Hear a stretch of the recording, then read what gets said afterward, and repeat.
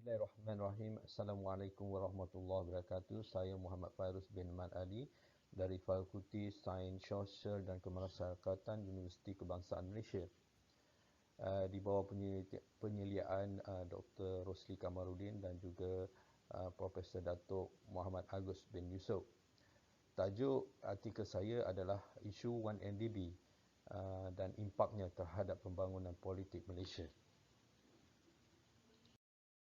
1MDB bermula dengan Lembaga Pelaburan Terengganu atau dikenali sebagai TIA yang dimiliki oleh Kerajaan Negeri Terengganu semasa pemerintahan Ahmad Said sebagai Menteri Besar Terengganu pada tahun 2008. Sudah semestinya tujuan TIA adalah untuk melestarikan sosial ekonomi rakyat Terengganu melalui dana kekayaan negara dengan dana permulaan berjumlah RM11 bilion. Dana berkenaan diperolehi daripada pendapatan royalti minyak tertunggak sejumlah RM6 bilion dan dana daripada terbitan bond di pasaran kewangan tempatan luar negara dengan cadangan kerajaan persekutuan menyediakan sejumlah 5 bilion bersandarkan pendapatan minyak masa hadapan Terengganu. Kemudian kerajaan persekutuan telah mengambil alih TIA dan ditukarkan ke nama 1MDB pada 25 September pada tahun 2009 melalui Menteri Kewangan Diperbadankan atau singkatannya MKD. Tujuan penubuhan 1MDB adalah untuk memacu pembangunan dan pertumbuhan ekonomi yang mampan untuk jangka panjang dengan menerima suntikan sejumlah RM1 juta ekuiti daripada kerajaan pada tahun 2009. Strategi atau tujuan adalah untuk menarik pembangunan ke Malaysia melalui pelaburan asing dengan menyasarkan pelaburan kewangan di luar negara, loji, ladang minyak dan juga di bandar Malaysia. Antara projek 1MDB adalah pembelian Tanjung Energi atau kini dikenali sebagai Tenaga Power Tech Sdn Bhd, pembelian genting Sand Power Sdn Bhd, kini dikenali sebagai Loji Kuala Langat, pembelian Jimah Energy dan juga pembelian 70 hektar tanah TRX di Jalan Tun Razak. Dalam permasalahan kajian, menurut Jawatankuasa Kira-kira Wang Negara PSC dalam laporannya pada tahun 2016 mendapati struktur pembiayaan modal dan prestasi kewangan kumpulan 1MDB adalah kurang memuaskan. Ini kerana 1MDB bergantung kepada hutang seperti pinjaman bank, bond dan sukuk sebagai modal syarikat, di mana sebahagian hutang tersebut mendapat jaminan kerajaan.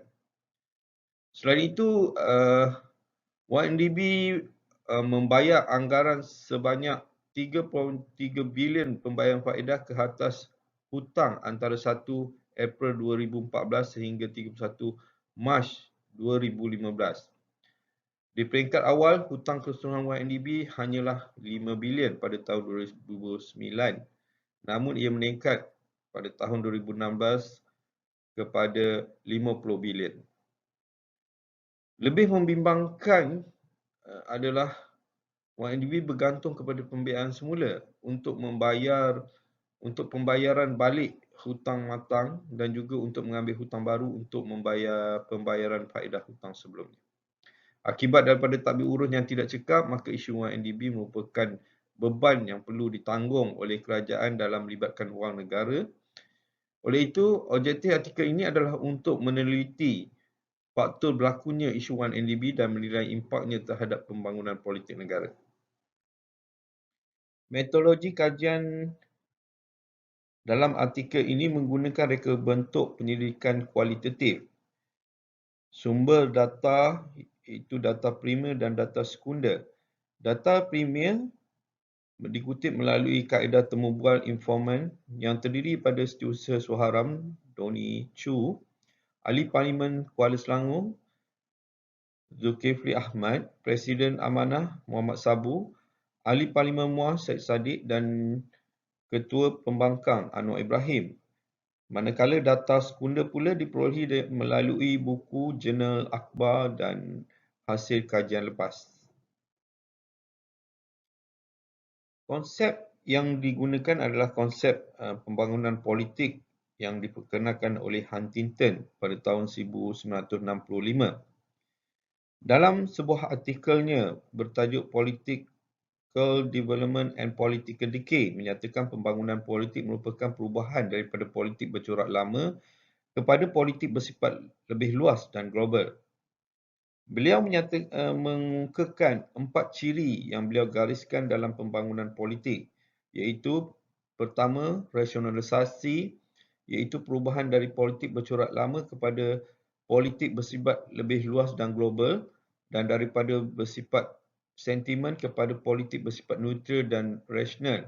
Oleh itu, rasionalisasi ini berkaitan dengan perubahan bentuk urus takbir sebuah negara daripada tradisional kepada moden.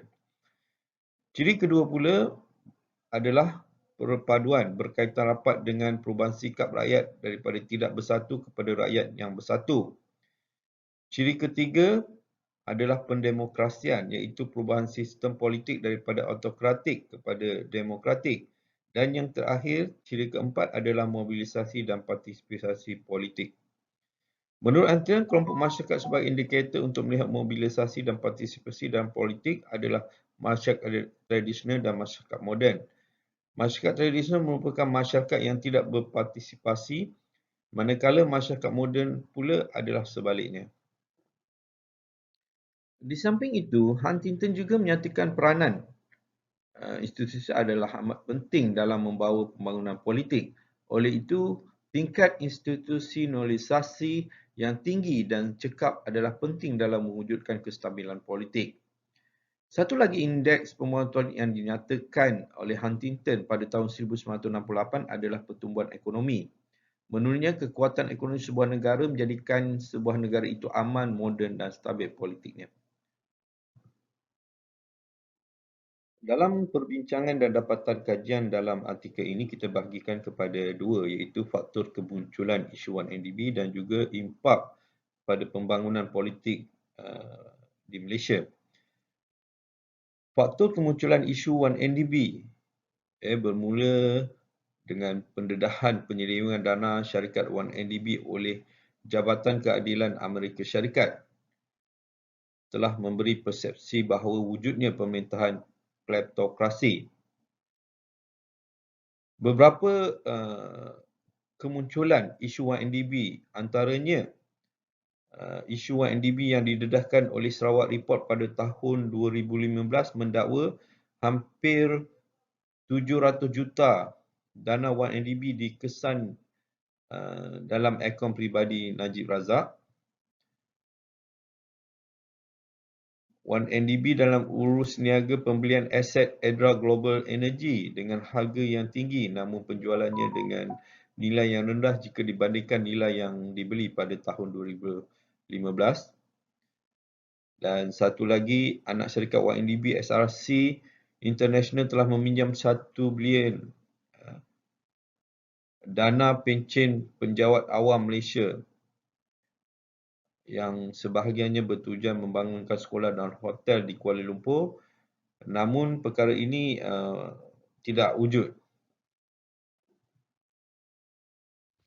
Dan satu lagi dalam laporan rumusan dan cadangan jawatan kuasa kira wang negara PSC pada tahun 2005 menyatakan setelah beroperasi selama 5 tahun 1MDB menghadapi masalah ketidakseimbangan aliran tunai.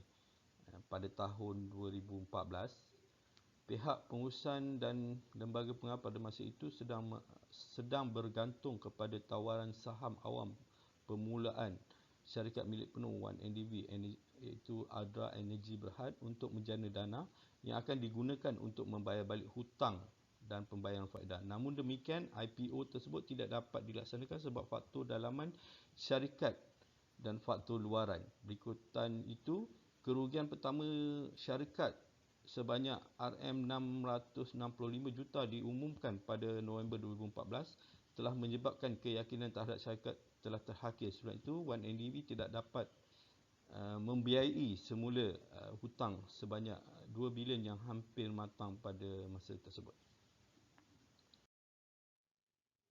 Impak, kalau kita tengok impak terhadap pembangunan projek itu sendiri, dari segi institusionalisasi seperti institusi eksekutif, legislatif dan kehamilan. Pertama, dari segi eksekutif, berlaku pemecatan pemimpin kerajaan dalam kabinet iaitu Timbalan Perdana Menteri. Waktu itu Muhyiddin Yassin dan Muhammad Syafiq Abdal sebagai menteri penuh. Pemecatan Muhyiddin dan Syafiq adalah disebabkan kritikan yang dilemparkan kerana ketidakpuashatian terhadap isu 1MDB yang menyebabkan Najib melakukan rombakan kabinet pada 28 Julai 2015 akibat Najib dianggap telah menyalahgunakan kedudukan sebagai Perdana Menteri lah.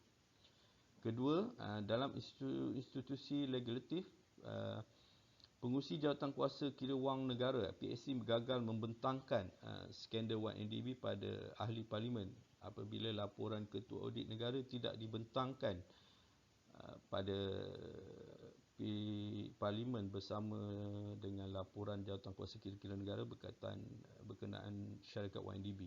Menurut PSC, tidak ada bukti waktu itu mencadangkan berlaku salah laku jenayah berkaitan penyalahgunaan dana yang berlaku transaksi pelaburan maupun pelaburan atau mana-mana aktiviti 1MDB yang menjurus kepada aktiviti yang melebihi undang-undang. Selain itu, PSC juga tidak menemukan sebarang bukti untuk menunjukkan sebarang salah laku penyalahgunaan kuasa oleh Najib Razak berkaitan 1MDB. Namun, pengurusi PSC iaitu Tan Si Giong menyatakan pihak pembangkang berpendapat wujudnya salah guna kuasa dan penyimpangan namun gagal menjumpai dengan jelas membuat pertuduhan kepada individu terbabit. Ketiga, terdapat campur tangan badan eksekutif dalam institusi kehakiman. Sebagai contoh, kita lihat dalam kes pemecatan pegawai negara iaitu Abdul Ghani Patail pada tahun 2015.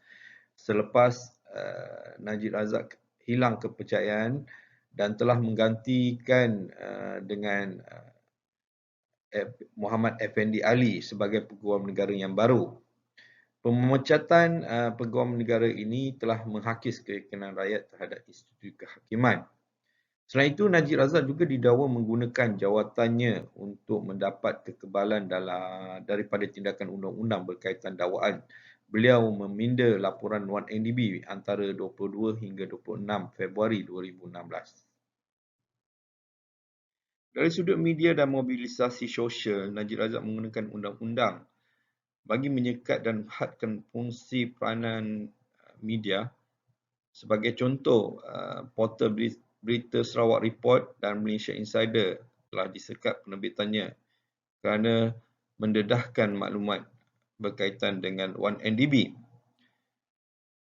Di samping itu, Najib Razak menggunakan undang-undang bagi menyekat dan menghadkan fungsi dan peranan media dalam kes 1MDB. Selain itu, The Eagle digantung lesennya pada tahun 2014 akibat mendedahkan isu 1MDB. Sama juga dengan Sarawak Report dan The Wall Street Journal yang disekap penyiarannya kerana mendedahkan salah urus niaga 1MDB. Dari sudut partisipasi politik rakyat pula, ia adalah aktif dalam PRU14 apabila peningkatan kehadiran pengundi berlaku disebabkan kebangkitan masyarakat sivil dan kemarahan rakyat terhadap pemerintahan yang gagal menguruskan beberapa isu seperti isu 1MDB dan kos sara hidup.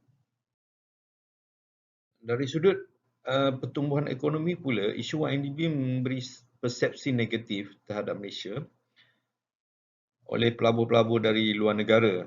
Selain itu, tahap keberhutangan negara meningkat dan menyebabkan kerajaan menarik balik subsidi seperti subsidi minyak dan memperkenalkan cukai baru iaitu GST untuk menampung beban hutang 1MDB yang akhirnya menyebabkan kenaikan harga barang dan kos sara hidup. Walaupun tahap pertumbuhan KDNK masih berada di paras yang baik, termasuk pendapatan penduduk per kapita yang meningkat setiap tahun, namun jurang antara penduduk bandar dan luar bandar sangat besar. Selain itu, kadar kemiskinan yang berada di paras yang rendah. Namun sekadar realitinya, jurang kemiskinan antara penduduk bandar dan luar bandar masih berlaku. Dan kadar pengangguran yang meningkat setiap tahun. Secara kesimpulannya, institusionalisasi gagal berfungsi dan mainkan peranannya yang sebenar apabila penyalahguna kuasa oleh pemerintahan dalam menangani isu 1MDB berlaku. Peranan media pula dikawal oleh pemerintah yang menyebabkan partisipasi politik rakyat meningkat kerana marahkan pemerintah yang gagal menyelesaikan isu 1MDB yang melibatkan salah tabik urus dan penyelewengan sehingga menyumbang kepada skandal rasuah. Akibatnya, pembangunan politik Malaysia adalah gagal dan menjadi punca utama Kerajaan Barisan Nasional tumbang dalam PRU 14 kepada Pakatan Harapan.